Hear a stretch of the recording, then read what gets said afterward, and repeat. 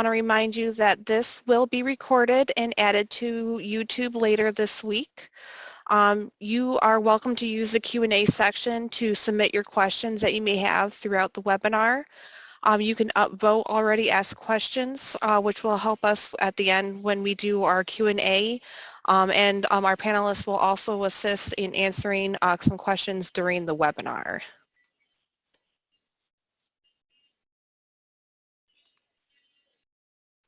So first, I'd like to start off with introductions. My name is Michaela Owens, and I will be your host today. I am a departmental technician for the recruiting and selection section, and I help prospective applicants and current applicants navigate the selection process. So if you've ever called or sent email to us, you likely have talked with me. My hands are in a little bit of everything in the process from beginning to end, and I help support my colleagues in our section to keep things running smoothly. And today I'm hoping that we will be able to help you have a successful interview. So now I would like to introduce First Lieutenant Zook. Good morning, everyone. I'm First Lieutenant Dwayne Zook, Michigan State Police Headquarters. I'm the commander of our recruiting and selection section. And what that entails essentially is the oversight and hiring of all troopers throughout the state. So all of those who wish to become troopers, we're currently in the process. Essentially, the selection ends here in recruiting and selection. My section is command and move forward. So it's a pleasure to have you on this meeting today and look forward to your questions. All right, and I'd like to introduce Sergeant Kelly Schaefer. Good morning. My name is Sergeant Kelly Schaefer. I am a sergeant within recruiting and selection section, primarily serve as background reviewer to make sure that applicants meet the minimum qualifications to move forward in our process. I am also an avid recruiter, so I'm out in the field as well attending recruiting events to get people excited about our career in Michigan State Police and what we have to offer. I appreciate you guys being on board with us this morning, and hopefully we can answer any questions you may have and get you started in the process. All right, thank you. So that's for the introductions, and let's go ahead and move forward.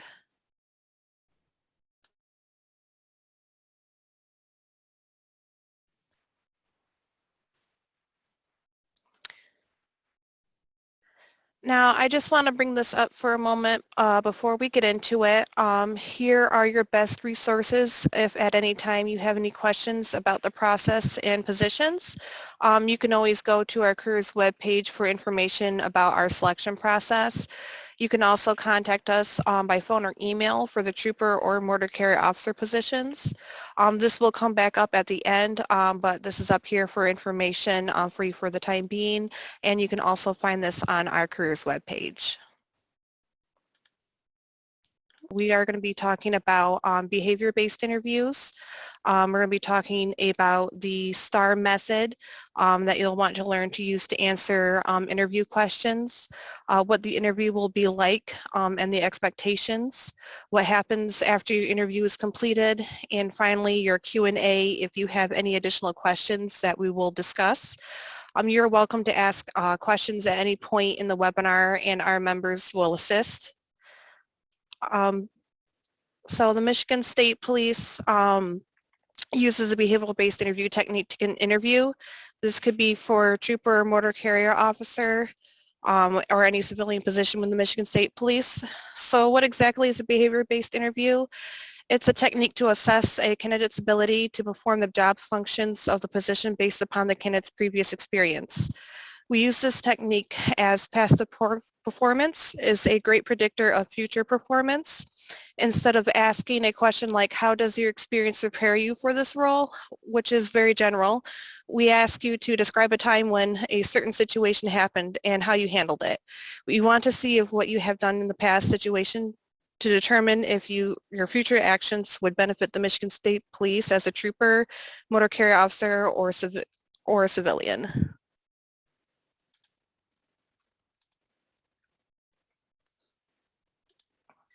As I've mentioned in a previous webinar, the best way to respond to behavior-based interview questions and what we expect during the interview is the STAR method.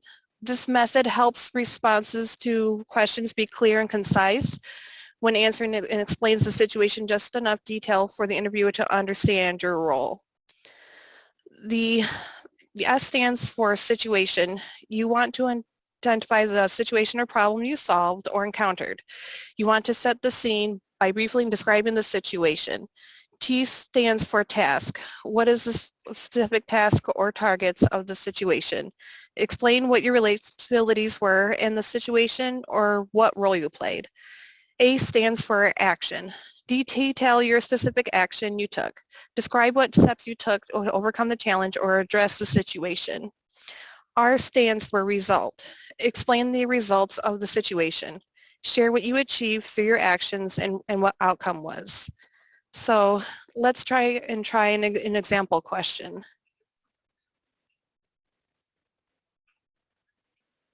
The sample question is, give me an example of a goal that you've set and how you achieved it.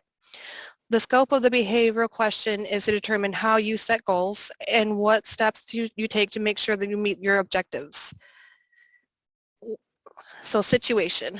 When I first transitioned into a sales role at Company X, I was a bit shy of meeting my first quarter sales target. Task. This motivated me not only meet my sales target during my second quarter, but exceed it. Action. I broke my goal down into smaller weekly goals and changed my sales strategy. I leveraged social selling to find new customers and develop relationships with them. I also asked my sales manager to coach me on my closing techniques and objection handling. Those were the two areas I needed to improve in. Result.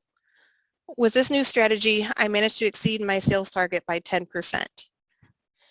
Using the STAR method helps break down the responses so it's easy to understand and answer the question fully.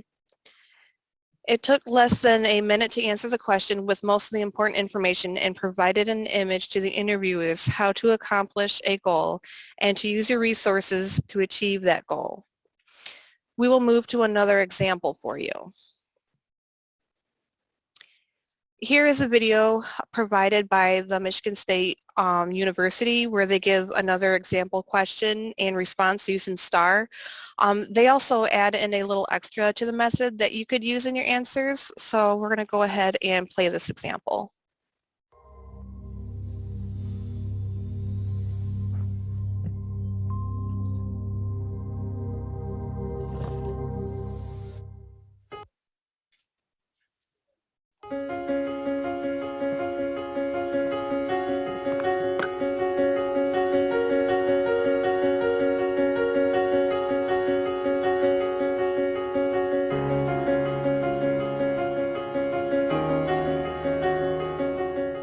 Could you tell me about a time where maybe you missed an obvious solution to a problem? Okay. So last summer I had the opportunity to work with the Chicago Cubs as their human resource intern. My primary responsibilities was to work under the vice president on any special projects that he had been working on, but I also assisted with a lot of the day-to-day tasks and other responsibilities of the department. One of those responsibilities was to respond to fan emails for Theo Epstein, who had recently been hired as the president of baseball operations. He had become very popular from his time with the Boston Red Sox, so he received hundreds of emails every week. So the first time I worked on this, the employment manager told me that it should only take about an hour or so. So from there, I looked at all the emails that had not been responded to yet, and I began compiling a list and copying and pasting onto Microsoft Excel so that I could use that to send out a mass email. I created my response thanking all the fans for their support and letting them know that I appreciate them as fans, and I was ready to send out that email. But from there I realized that I probably shouldn't share everyone's contact information with everyone else. So the only solution that I could come up with at the time was to respond to each fan individually. And as I said, there were hundreds of emails, so it started to take me a very long time. After about an hour and a half or so, I approached the employment manager asking her, do you have any advice for me to do this maybe a little quicker or more efficient? And she was very surprised because I did good work up until that point, and it shouldn't have taken me any more than an hour, maybe even half an hour. And she came up to my desk to check on to see what I was doing, and I let her know what I had been doing. She kind of laughed at me and explained in a very polite way that it would be very simple for me to just use the BCC field as opposed to the to field, and I could send it out to each fan in one email as opposed to the process that I had been using. So from there, with that breakthrough, it took about 5 minutes for me to finish that task, and from that point on, it was very simple for me to do each time I had to. And so for me, that experience just emphasized for me the importance of never being afraid to ask questions. Because no matter how smart you are or how hard you may work, it's always possible to overlook a simple solution that can save you time. That's great, Brandon. Thank you. Thank you.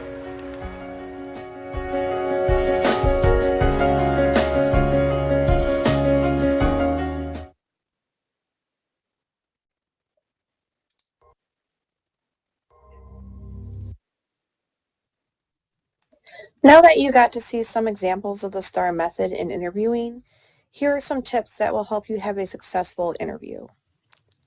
1. Find a behavioral-based interview questions online and either print them off or put them in a Word or Google Doc. Then respond to those questions by writing them underneath each question. Put your responses in the STAR format so it's organized, and practice saying and remembering those responses to those questions. Make a list of situations or accomplishments you have experienced from school or work and label those situations or accomplishments in the STAR format. Not all questions that you find online will be in the interview, and having prepared experiences in the STAR format will help you recall them during the interview. Do a mock interview with a friend or family member. Ask someone to help you do a mock interview by giving them a list of the questions you found online and read them in random order. Then practice recalling responses using the STAR method. And finally, rehearse as needed. As your scheduled interview date comes closer, take time every day to practice saying and recalling your responses. These tips will help you become more confident for your interview and help answer the questions during the interview for passing scores. For the interview, there are expectations we have of you during the interview, and this information is sent to you in your interview email, but I'm going to list some below. You must dress in business attire. This includes a tie for men. Most interviews are conducted virtually now, and even in a virtual environment, dressing appropriately is expected. If your interview is online, you must be in a room alone and cannot have anyone helping you or have any materials to help you through the interview. You'll also want to make sure that it is quiet so the panel members can hear you. Not doing this can result in a permanent disqualification. You must respond to questions using the STAR method. Not using the STAR method can result in low scores, and that is kind of the biggest basis of this webinar, is for you to understand what the STAR method is, how to use the STAR method, and then being able to go off and do your own research and practicing for that interview so that way you use that STAR method in responding to those questions. Be polite and alert during your interview, and have good body posture and body language during your interview.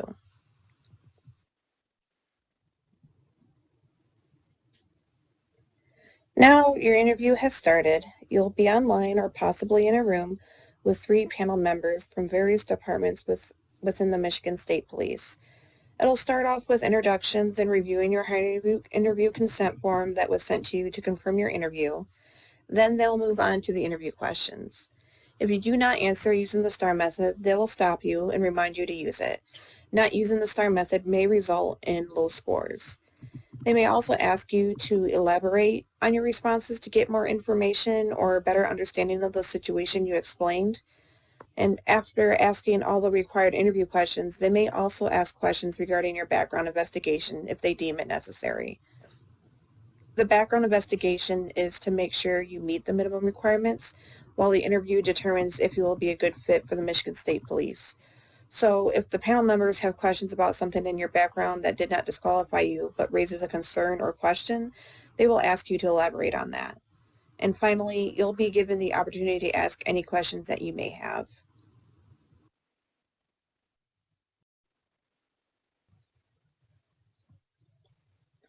Once your interview is complete, the panel then must discuss the responses to the questions. The questions are underneath various competencies such as building trust, adaptability, decision-making, etc. These competencies are given to you in an email when you pass the background step. This is so that way you can prepare for the interview, and a link to the Michigan Civil Service website that explains those competencies will be available to you. Each competency will then be given a score between 1 and 5. Scores 1 and 2 are failing scores. So if you receive a score of 1 in any competency, you will be permanently disqualified from applying to the Michigan State Police Trooper, Motor Carrier Officer, Cadet, and State Property Security Officer positions in the future. If you receive a 2 in any of the competencies, you will be placed on a 2-year hold. This means that your application will be archived and you will be eligible to reapply after that 2-year hold.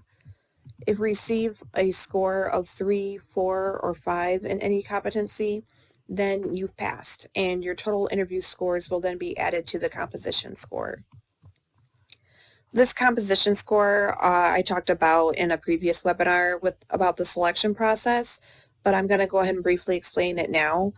The composition score is additional points you can receive that is based off the information provided in your background investigation. So things like having a post-secondary degree, whether it's an associate's, bachelor's, or higher, having done an internship or cadet position with the Michigan State Police or other police departments, or even some volunteer work that you've done, you will receive additional points. These points, plus the interview total points, create your composition score or overall score. This score helps us choose the most qualified candidates for the academy. Now, at the end of the day of the scheduled interviews, if not the next business day, you're going to receive an email of your scores you received for each competency. This way you'll know how you did and whether you passed or failed the interview.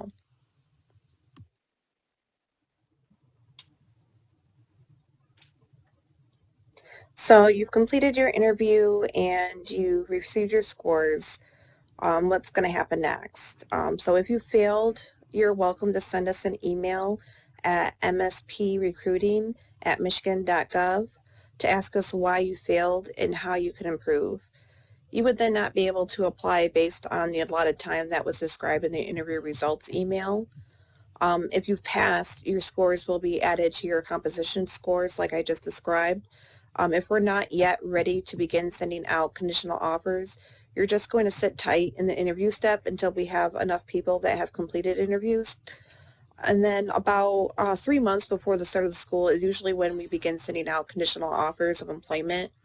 Using that composition score, the applicants with the highest overall score will be sent a conditional offer email first, and we'll continue doing this until the school is filled. So kind of like how I explained before, as we get applicants coming in, doing interviews, being scored out, and we're ready to send conditional offers, those applicants with the highest overall score, they're going to get their conditional offers first.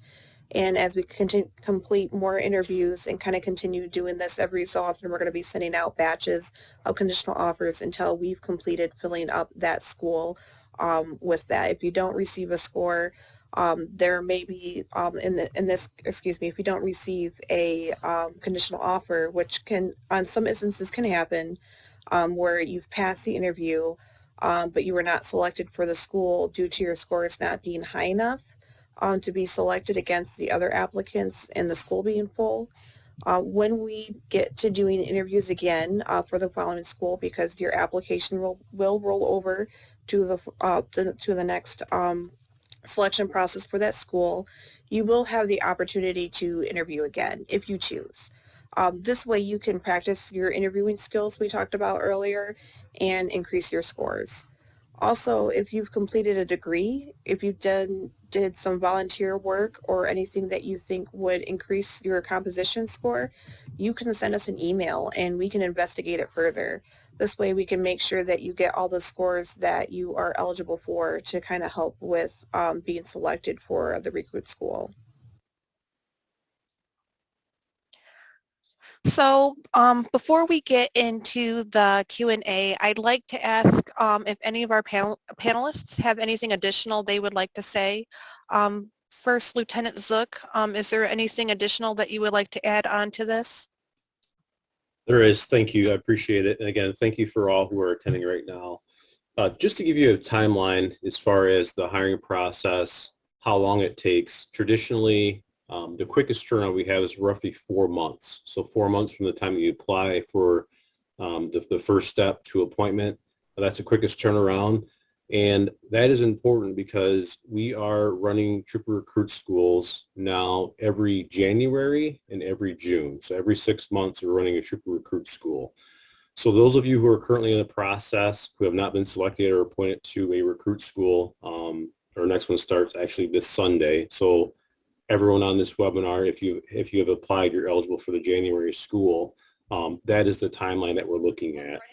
So it's always moving, ongoing. We're always hiring, and I would encourage you, if you have not already applied, please apply to our agency. We have a lot to offer, and I'll be open for any Q&A. Thank you. Sergeant Schaefer, do you have anything that you would like to add? Yes, I would. Thank you, Michaela. During the background phase, once you submit your application, if you have not been contacted by a background investigator within 2 weeks span of submitting your application, do email MSP recruiting so that we can find out what's going on with your background. Those backgrounds are to be immediately assigned upon submission of your application so that we can keep the flow of our investigations on a continual basis. So if you have submitted your application and you know you're pending your background investigation and have not heard from your investigator within a 2-week time frame, please email MSP recruiting so that we can figure out what's going on in the field. Thank you. All right, thank you, Sergeant Schaefer. So we're going to go ahead and we're going to work on some of our Q&A. So if you guys have any questions, please go ahead and get them submitted now. I'm going to go ahead and read this one right here. It says, is there still a large need for troopers in the 8th District? Is there anyone that would like to answer this question? Right, I could go ahead and take that. It's First Lieutenant Zook here again. Yes, there is a very large need for troopers in the 8th District, actually statewide. We're seeing attrition rates that are pretty high with our agency.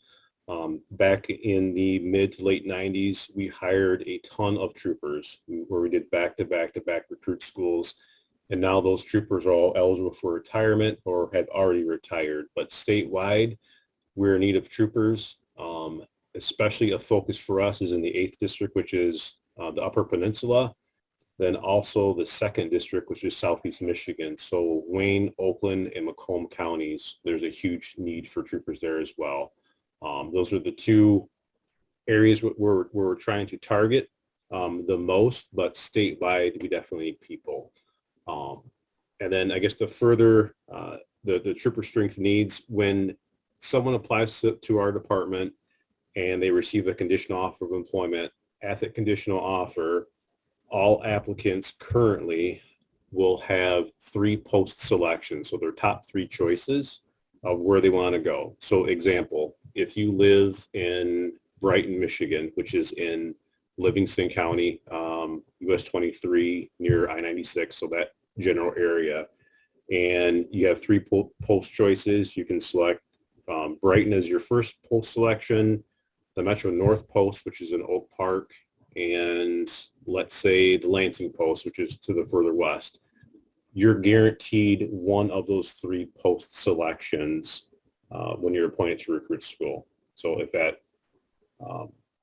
answers that question or helps out, then I will tackle the one from Matthew Allen. Do you get additional points for riding along? The answer to that is no. There are no additional points for that. However, it is strongly encouraged to do ride along if possible.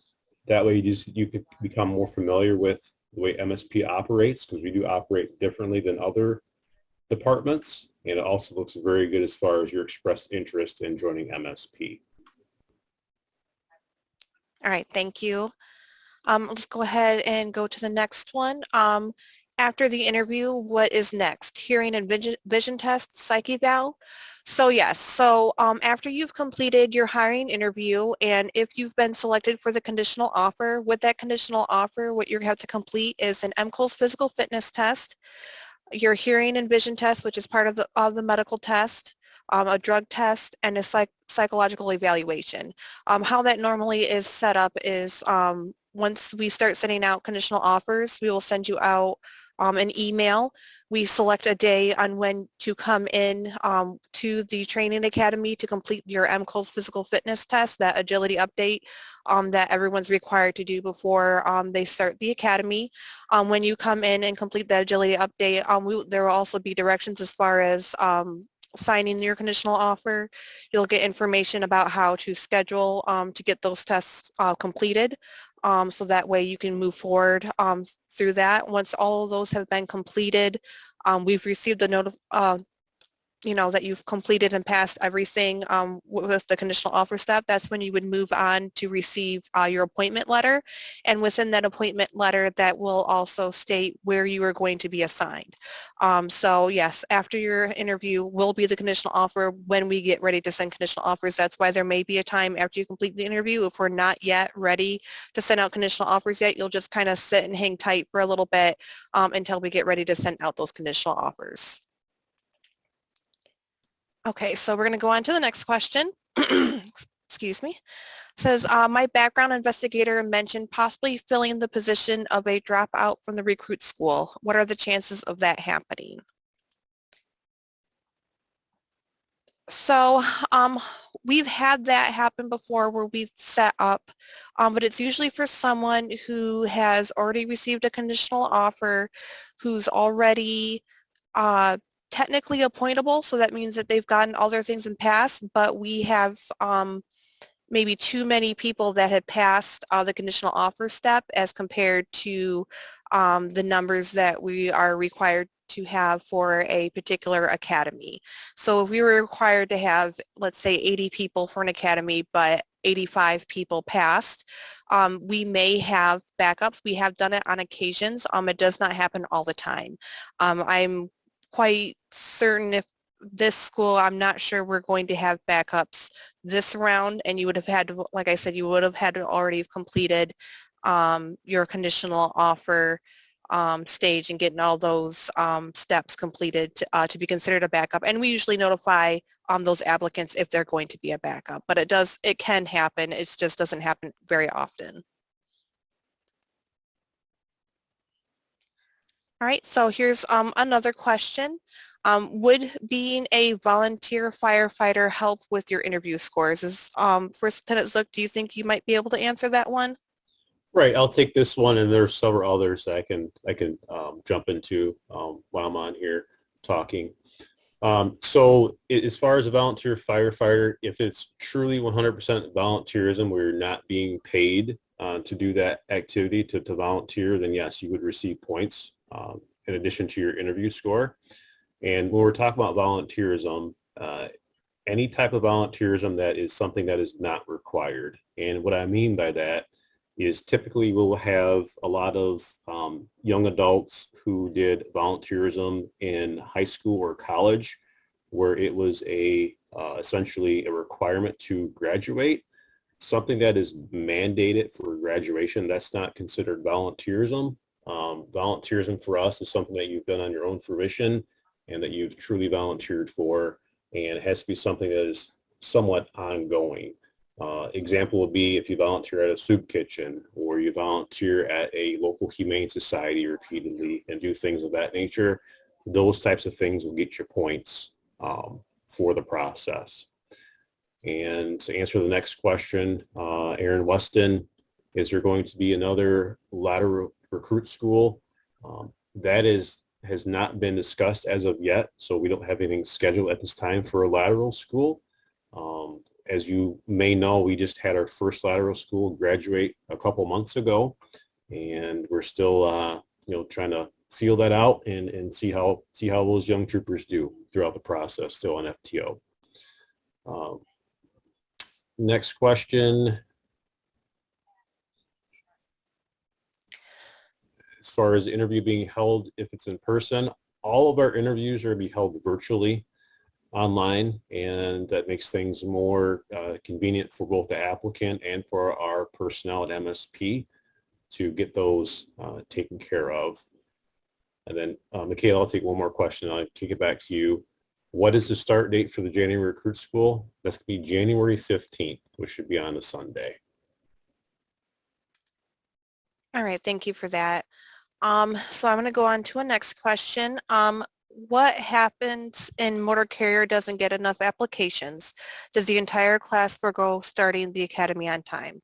I wish we had Sergeant Osterbahn on today, because I think he'd best be able to answer that question, but I would probably say that I think they don't forego it. I think whatever recruits that they have that have gone through the process, they would still have that recruit school. So I don't think you would need to worry about, if you're in the process, if there's not enough people, that you're going to miss out on the next school and have to wait.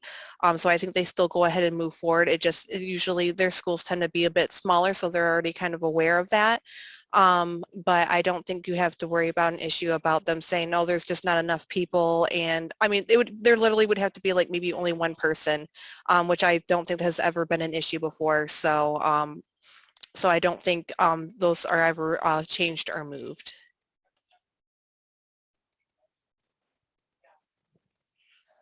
All right, so I have another question here. It says, English is my second language and I have a hard accent, so can it affect my score after the interview?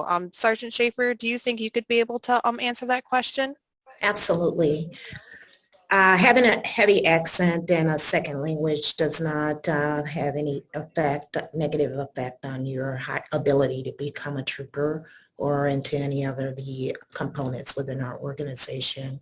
We welcome all people, and so I'll be more than happy to dialogue with you if you run into any issues to where that you feel like you don't understand, so that we can make sure that you get the appropriate translation that is needed to help with that. Thank you. All right, for the next question, would being in the military or have been deployed offer additional points on your interview? So I wouldn't say it offers any additional points on your interview. It can offer points regarding your composition score. So having military experience, and we verify that with the background and that DD-214, to make sure if you have military experience, that will go and count towards, just like with having a degree or volunteer work, so that will go towards your overall score.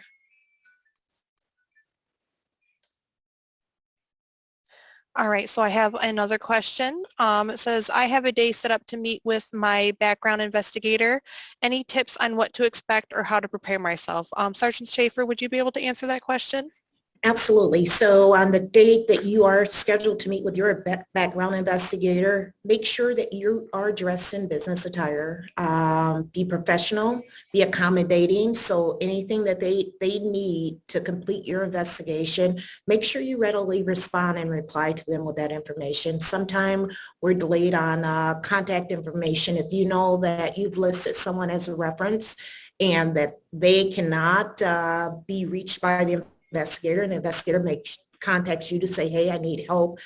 I need to get a hold of this person that you listed. Just know that whatever you can do to accommodate him or her with their investigation is going to benefit you moving towards through the process. The more you delay, the longer it may take for your background to meet the deadline of submission. Thank you. Thank you. If I could piggyback on that real quick for that question. One of the biggest things that I see and that we see here in recruiting and selection as far as a background investigation, especially that initial interview, you have to be forthcoming and honest with every aspect of your life.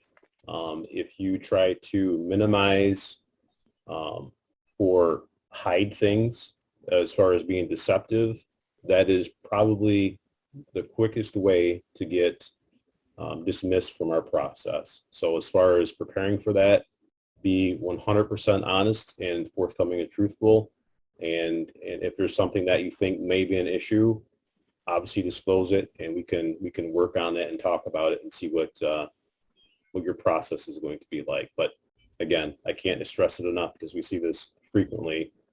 Any deceptive behavior, lying, minimizing, that would get you dismissed from the process. Thank you for that. All right, I want to go ahead and go to a next question. Are you required to state situation, then describe, task, then describe, etc., or do you simply describe the overall question you were asked? So yes, you do want to just describe for the overall question you were asked. So the STAR method is put in a particular order so that way, one, it helps you remember. It also helps with for the interviewees, for them to be able to understand the process in which you went through to answer that particular question. So you don't have to say my situation was this, my task was this. That's not required. When I did that here, I was just trying to show you the breakdown of how a person's response would be. It also can be helpful in regards to when you are practicing a particular question, you kind of come up, you have the scenario, you know what happened in your head, try breaking it down so that way you can make sure that you're answering it concisely, because I know sometimes, I know for myself when I've interviewed that I kind of jump around everywhere and that can be really confusing, but if you can keep it very clear, concise from start to finish, it's going to be a lot easier for the interviewees to understand, as well as see you as a little bit more confident, see you as being able to answer those questions very, I wouldn't say necessarily quickly, but being able to articulate them in a way that they can be understandable, and that's what's going to benefit you with that interview part of the process. Michaela, if I could just add on to that, real brief. When you are given an example of a team, something that the team did collectively, we want you to highlight your role in that. So sometimes we have interviews where they answer in a team concept of a mindset. What we're looking for is to extract what you did in that as a team, as a part of that team. So just make sure it's about you. We call it upselling yourself, and sometimes it's hard to do, but upsell yourself. Tell us what you did in the result of your action. That's what we look for. Thank you. Excuse me. Thank you for that, Sergeant Schaefer. Let's go ahead and go on to some more questions. Would going to college through the criminal justice program help my score? So we don't specify whether what particular type of degree you have or even what level degree. So someone who has a criminal justice, an associate's degree is going to match the same person that might have a doctorate in animal science. They're going to get the exact same score. So it does not matter what level of education or what type of education you have, you're all going to get the same score. The thing with the criminal justice program or degree, what it's going to help you ultimately is when you are in the academy, there's going to be a lot of similarities regarding some of the things that you'll be studying that might help assist you. So that's usually where we recommend, if someone asks me, should I get a criminal justice degree, I would say it's completely up to you. It can help you, but it doesn't necessarily keep you from becoming a trooper or motor carrier officer. Okay. So it says, besides scoring well on the interview, what are some things I can start doing to improve my overall score? Example, volunteering. Again, that's where if you've already had your background investigation completed and if you feel like there's something that might, so ultimately what we do is if you have a degree, so if your background investigation was completed before you completed a degree, you could let us know by sending in maybe your transcripts showing that you've completed that. If you've done some volunteer work since your background investigation and before your hiring interview, you can also send us an email to the MSP recruiting@michigan.gov and let us know that you did volunteer, who's some contact information, who we can contact to verify that. That's something that we can do. the other things that we have, I think, is military. So you would have had to be in the military or active duty. I'm not sure if there's a particular time frame regarding that. I wouldn't recommend just jumping into signing up with the military just so that way you can get extra points. I wouldn't recommend that. The other thing to help increase your scores is the hiring interview. So those additional scores are just there as additional, but what ultimately is going to really make your score go higher up is that actual interview. So making sure to prepare for the interview, looking up the STAR method, practicing, that is going to make the biggest difference with that. We've had many people that did awesome at their interviews. They got really high scores, but they didn't have any of the additional scores, but they ended up being one of the higher ranking over with their overall score. So that interview, I think, has a bigger impact than those additional scores that you can get. It's still helpful, but the interview is, I would probably focus on having a good interview with that to help with your scoring.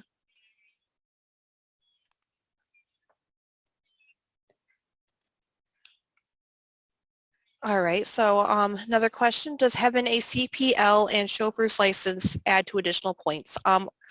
No, that does not add to additional points on here, unfortunately. All right, another question.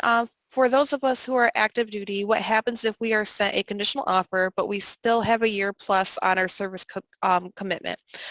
So you are able to hold off on a conditional offer. You can hold that off to a next following school. It's not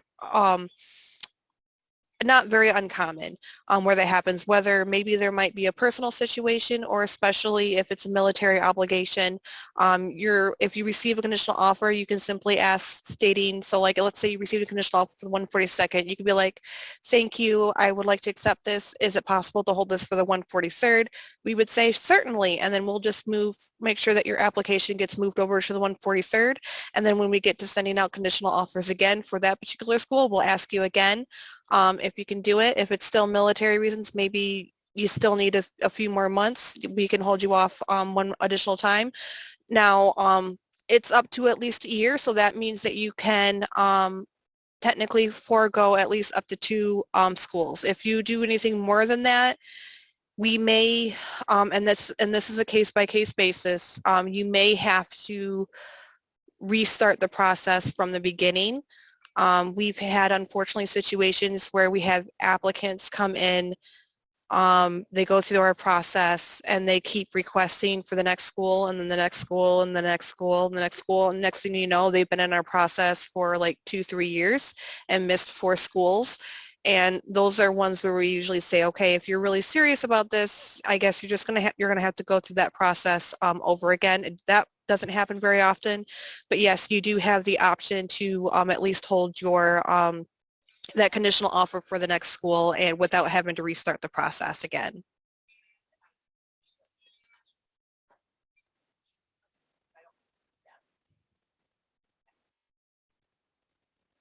Okay, so here's another question. Is donating blood considered volunteer hours?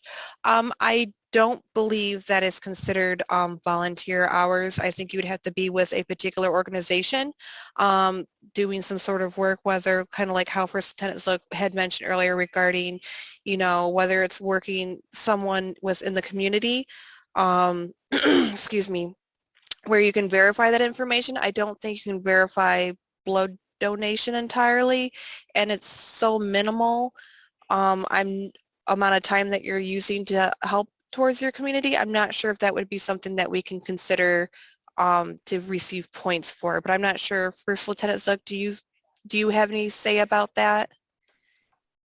That is a very interesting question. I've never had that, and I commend you for volunteering, because as we all know, there are blood shortages nationwide.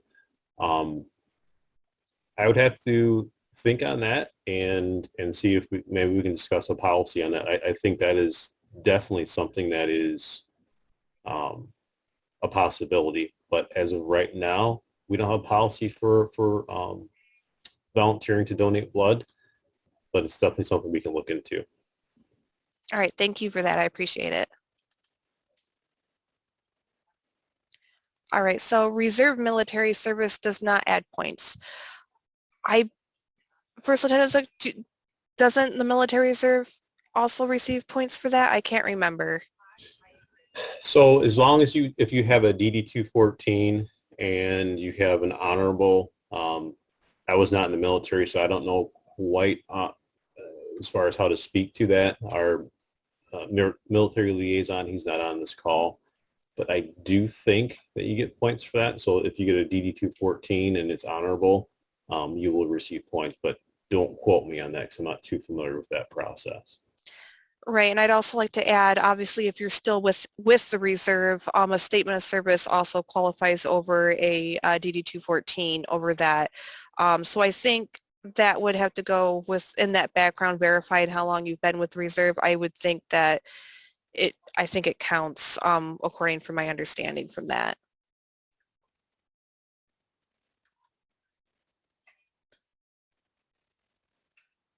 All right, so another question.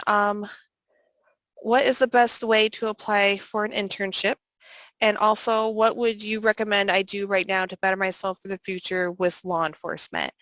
In regards to internships, all of our internships or postings are posted on governmentjobs.com.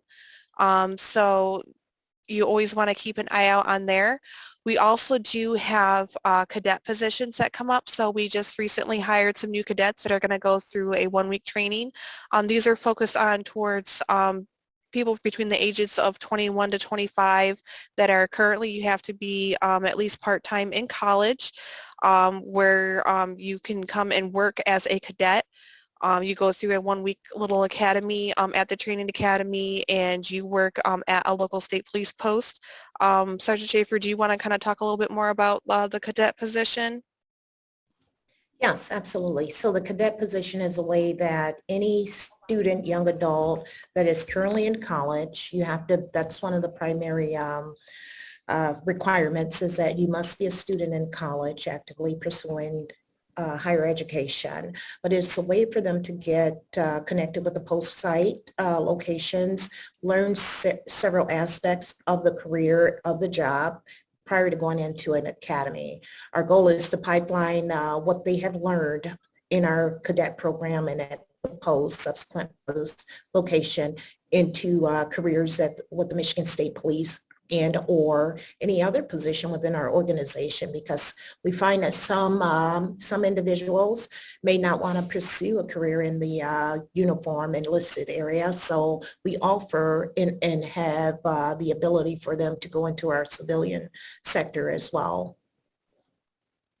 Awesome, thank you for that. All right, another question. I applied for the CVE position. I'm assuming that meant CVED. I'm a hazardous materials truck driver. Will I get extra points during the selection because of my current position? So motor carrier officer, they also follow the same process as us. I do not believe having hazardous material truck driver, don't believe that adds any specific points. That can be really great experience in regards to some of the questions for the interview. That can definitely be helpful to help you with your scores, as long as you're answering in the STAR format and giving that information. That can definitely help, but there's not a specific score for that type of experience for motor carrier officer to receive a specific score for. All right, another question. What is, if we already have state time, will that transfer? So yes, if you currently work for the state of Michigan or have worked for the state of Michigan, any annual leave and sick leave, those kind of things will transfer over. However, as far as seniority, that does not transfer. So everyone, when they start at an academy, everyone starts at the same seniority level, no matter their previous experience. This makes sure that everyone is working together. And I guess I don't really know how to explain that very well, since I myself am not an enforcement member or anything like that. But I do know that, like, definitely some of your leave balances and things towards retirement, that definitely will transfer over when you come over to become a trooper from another state agency. Right. I can pick up on that, Michaela. So before I joined MSP on the enlisted side, I was a civilian for the state of Michigan, and that was for 5 years. My seniority as a civilian member did not carry over to the enlisted side. So essentially the clock started over as far as retirement goes for me. So I still have to do my time on the enlisted side to count for retirement. Now, with the new system that they have, it's a combination of retirement for years in service and age. And as far as like your 401k, 457, all that stuff will carry over. If you are a current state employee and go to the enlisted side, all that will carry over. And just as Michaela said, your annual time, sick time, that will carry over as well. But as far as your retirement goes, it does not. Thank you for that. All right, so next question. So how long does a typical interview take from start to finish? So interviews are scheduled for 1 hour. That's what they're scheduled for, so that way in case if there needs to be more time for depending on each situation. They obviously vary person to person. I've seen interviews last only 20 minutes, and I've seen interviews last for the whole hour. But ultimately they are scheduled for 1 hour blocks, but you're not required to take up that entire hour block for the interview.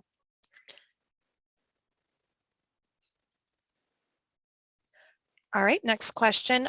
When I apply for a trooper position, do I apply online or do I have to go to a recruitment post? And if so, where is the recruitment post? So when it comes to applying, you would apply online. So all our application selection process is pretty much done online.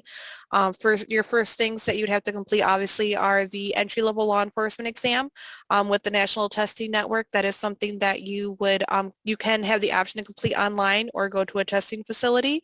There is a link on our website if you click the Apply Now button for that step 1 of getting that entry-level law enforcement exam done. Then you have the second step, which is the MCOLS physical fitness test. That is where you would go to the MCOLS website and you would find a facility and date that works for you, and you would register directly with that facility to go in person and take that test. And then once you complete both of those tests, that's when you would just go online. Again, it's all on our website, that Apply Now button on step number 3, where it will take you to either governmentjobs.com or NeoGov, and you would then go ahead, create an account, and submit an application to go through for the trooper and the motor carrier officer position. So that application will be online, and once you get the application in, we take over. You're then going through our selection process, and we'll contact you if there's anything that we need from you, and you're also more than welcome to contact us if you have any questions or need any assistance at any time during that process. All right, we got maybe 1 more minute left. I'm going to go ahead and try and find one more question to answer. I apologize if we were not able to get to everybody's questions. Let's see here. Okay, after I submit an application, how long should I expect to hear something back? If I haven't applied yet, would January still be a possibility? So after you submit an application, within at least 1 business day, you will receive an email from us. So every single day, as we get applications in, we immediately review them. So we have to review to make sure that you have completed the entry-level law enforcement exam, the MCOLS fitness test, make sure that you have all the documentation on there. So within at least 24 hours, obviously if you applied Friday later in the day, we may not get that till Monday, but yes, we will get back to you pretty quickly with the next day after an application that is submitted. And yes, currently you would still be eligible for the January school. What I've been telling applicants is around now to maybe mid-July where it starts, where you could still submit an application, but the likelihood of being selected for the January school starts to go down because you obviously still have several steps to complete before to be selected for that. So I want to thank everyone for coming to our webinar on the Michigan State Police recruiting interviews. And thank you to our panelists for joining me and helping me doing this webinar. I apologize if there were some questions that we did not answer. You're more than welcome to contact us with your questions. You can send your questions to mspreCruiting@michigan.gov and we can get those answered for you. We will also, there will also be a post-webinar survey. If you could complete just a few questions, we would appreciate it. Let us know what you think and how we could do to improve this webinar.